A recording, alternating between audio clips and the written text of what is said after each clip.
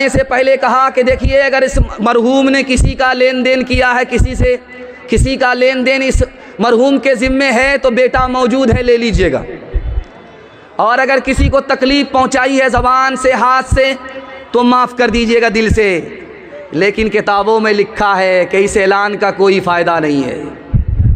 جس کو ستایا ہوگا وہ نماز جنازہ پڑھنے کے لیے نہیں آیا ہے، جس کو دکھ دیا ہے، تکلیف دی ہے، حق مارا ہے، وہ نماز جنازہ پڑھنے کے لیے نہیں آ رہا ہے۔ تو یہ اعلان سر سے اوپر جا رہا، کوئی فائدہ نہیں۔ اگر اس اعلان کے انتظار میں آپ رہے تو آپ کا گھاٹا ہے۔ جو کام کل کرنا ہے وہ آج کرنا ہے، جو آج کرنا وہ بھی کرنا ہے۔ جیتے جی اپنا معاملہ صاف کر لینا ہے، معافی صافی کر لینی ہے انشاءاللہ۔ آپ دیکھیں گے مرنے والا جب مرتا ہے تو پیر کے نیچے سے روح نکلتی ہے، پیر کے نیچے سے روح کو دوہا جاتا ہے۔ جیسے گائے کو دوہا جاتا ہے اسی طرح پیر کے نیچے سے روح نکالی جاتی ہے۔ اس کی مثال ہے کہ جب آپ دیکھیں گے جب آدمی مرنے والا ہوگا تو اس کا پیر ٹھنڈا ہو گیا، سمجھ جائیے یہاں سے روح نکل گئی۔ جہاں جہاں جو حصہ گرم ہے وہاں سمجھ جائیے روح ہے، جو حصہ ٹھنڈا ہوتا گیا وہاں سے روح نکل گئی۔ مطلب کیا ہوا کہ پیر کے نیچے سے روح نکل رہی ہے۔ اللہ کے رسول جب زندہ تھے تو اسلام کتنا پھیلایا؟ 9 لاکھ مربع میل۔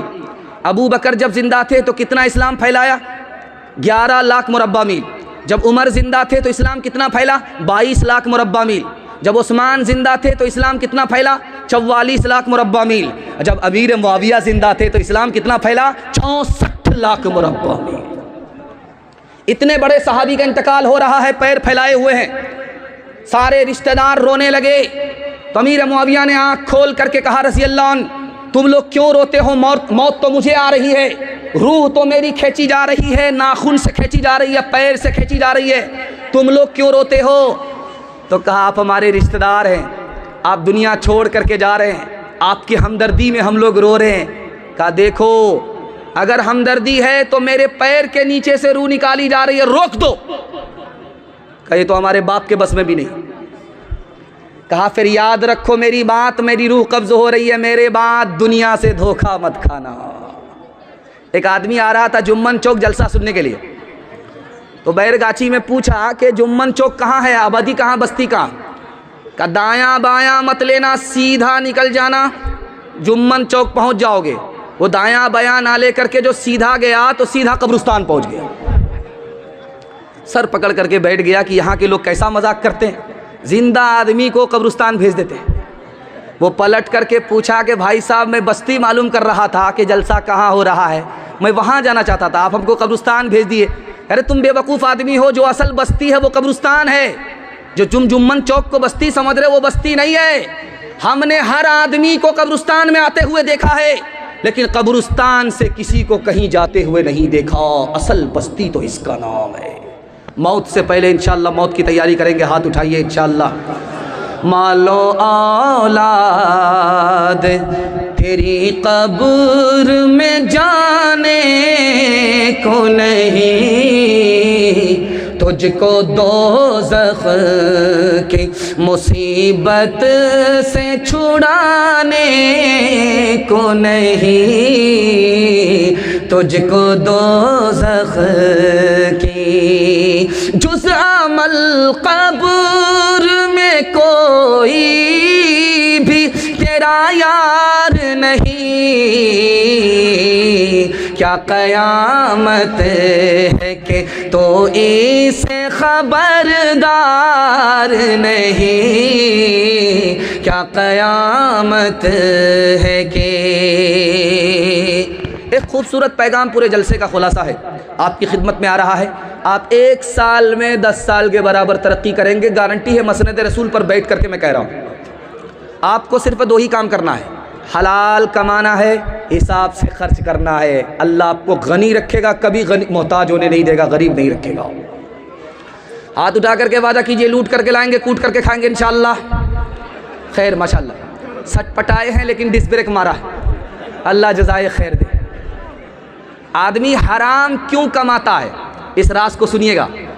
حرام کیوں کماتا؟ مسلمان ہے، جانتا ہے کہ حرام سے بیڑا غرق ہو جائے گا، لیکن حرام کماتا کیوں ہے؟ اس راز کو سنیے گا ایک لائن میں، اللہ آپ کے علم میں اضافہ فرمائے، میرے مطالعہ کو تازہ فرمائے۔ بیوی نے تانا مارا، بیٹے نے تانا مارا، ماں باپ نے تانا مارا، دنیا کہاں سے کہاں پہنچ گئی، اب تو وہیں کے وہیں ہے۔ اس تانے کی تاب نہ لا کر کے اب آنکھ بند کر کے کمانے لگا، لوٹ کر کے لا رہا ہے، کوٹ کر کے کھا رہا ہے۔ گھر والے کی تو دنیا بن گئی، اپنی آخرت برباد کر بیٹھا۔ اس سے بڑا دنیا میں کوئی بے وقوف ہو نہیں سکتا۔ جانتے ہیں یہ دیوبند ہے، دیوبند میں ایک آدمی نواب تھا، اس کا نام تھا مرحوم مظفر۔ اس کی حویلی آج بھی موجود ہے، قاری محمد طیب صاحب رحمۃ اللہ علیہ نے لکھا۔ اتنا بڑا آدمی تھا کہ اس کے حویلی میں ہاتھی کو باندھا جاتا تھا۔ اتنا اونچا دروازہ ہے کہ ایک دروازے سے ہاتھی داخل ہوتا تھا، ایک دروازے سے نکلتا تھا۔ آج بھی وہ حویلی موجود ہے، لیکن جا کر کے دیکھیے، قاری محمد طیب صاحب رحمۃ اللہ علیہ نے کہا جا کر کے دیکھ کر کے آؤ، اس حویلی کے لوگ بھیک کا کٹورا لے کر کے بھیک مانگ رہے ہیں۔ جانتے ہیں کیوں بھیک مانگ رہے؟ اس نواب نے اپنے بیٹے کی شادی میں ولیمہ کیا، اور ولیمہ میں 1000 گاؤں کے لوگوں کو بلا کر کے ولیمہ کھلایا۔ 7 دنوں تک ولیمہ چلتا رہا۔ نمبری کے لیے، شہرت کے لیے اس بندے نے یہ کام تو کر دیا، اخلاص کے لیے کام کر دیا، اللہ جانے، لیکن ہوا کیا؟ اللہ حساب سے دولت دیتا ہے، حساب سے خرچ کرنے پر دولت باقی رہتی ہے۔ جب آدمی دولت کو پانی کی طرح بہاتا ہے تو آدمی خود بھکاری بن جاتا ہے، بھیک کا کٹورا ہاتھ میں آ جاتا ہے۔ لکھا وہ نواب جس نے 7 دن تک ولیمہ کیا، 1000 لوگوں کو دعوت کھلائی، ان کے آج خاندان کے لوگ بھیک کا کٹورا لے کر کے بھیک مانگ رہے ہیں۔ کل بارات جانے والی ہے، لڑکا فون کرتا ہے کہ تمہارے باپ نے 4 چکا کا انتظام کر لیا ہے کہ نہیں کر لیا ہے؟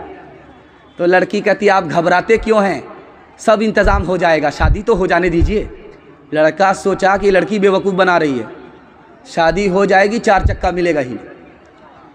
تو لڑکا کھسیا کر کے بولتا تمہارے باپ کی اوقات ہے 4 چکا دینے کی؟ تو لڑکی بولتی میرے باپ کی تو اوقات ہے ہوائی جہاز دینے کی۔ پہلے یہ بتاؤ کہ تمہارے باپ کی اوقات ہے ایئرپورٹ بنانے کی؟ حلوائی کی دکان نانا جی کا فاتحہ۔ بتاؤ کیسے بچے ایمان، بتاؤ کیسے بچے ایمان، رسم تلک اب عام ہوئی ہے، کام ہے کتنا گندا، لڑکی والوں کے ہی گلے میں لگ جاتا ہے پھندا، بیچ رہے ہیں یہ لڑکے 2 پیسوں میں ایمان، بتاؤ کیسے بچے ایمان، بتاؤ کیسے بچے ایمان، دکھ ہے بیٹی والے بیچاروں کا ہے اب یہ حال، بیٹی کی شادی میں نکالے پہلے گھر سے مال، گدھ کی طرح سے نوچ رہا ہے انسان کو انسان، بتاؤ کیسے بچے ایمان، بتاؤ کیسے بچے ایمان، بات ہوئی تھی 200 براتی مگنی میں بس 30، کھانے میں جب گنتی ہوئی تو نکلے 420، بے دعوت کے کھاتے کیوں ہے یہ زائد مہمان، بتاؤ کیسے بچے ایمان، بتاؤ کیسے بچے ایمان۔ ہاتھ اٹھائیے، فری میں ملے گا، چھوڑیں گے نہیں انشاءاللہ۔ ہاتھ اٹھائیے، بالکل صحیح جا رہا ہے۔ یہ دیکھیے، خیر سمجھ میں آ رہا کتنے بھمیار ہیں، کتنے سیانے، اوپر سے پھٹ پھاٹ، نیچے سے مقامہ گھاٹ۔ اللہ سلامت رکھے۔ جیسا بھی سن رہے ہیں، بے خبری میں آپ نے ہاتھ اٹھایا، لیکن آپ نے پیغام کو سن بھی لیا، سمجھ بھی لیا، دل تک آپ کے یہ پیغام پہنچ چکا ہے۔ میں اللہ سے وعدہ کرتا ہوں، اللہ کی طرف سے ضمانت لیتا ہوں، یہ اللہ کا وعدہ ہے، آپ غریب کی بچی پر مہربان ہو جائیے، اللہ آپ پر مہربان ہو جائے گا انشاءاللہ۔ جوانوں کے حوالے سے پیغام ہے، ہمارے جوان سننے کے لیے تیار ہیں؟ ہاتھ اٹھا دیے انشاءاللہ۔